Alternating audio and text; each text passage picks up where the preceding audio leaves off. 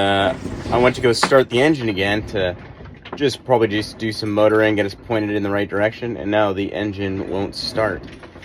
So I'm no stranger to engines not starting. I'm sure I'll figure it out.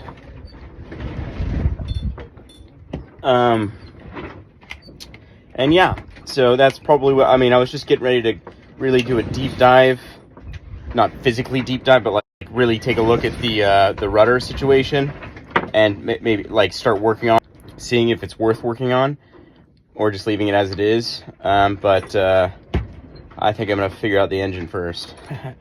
But yeah.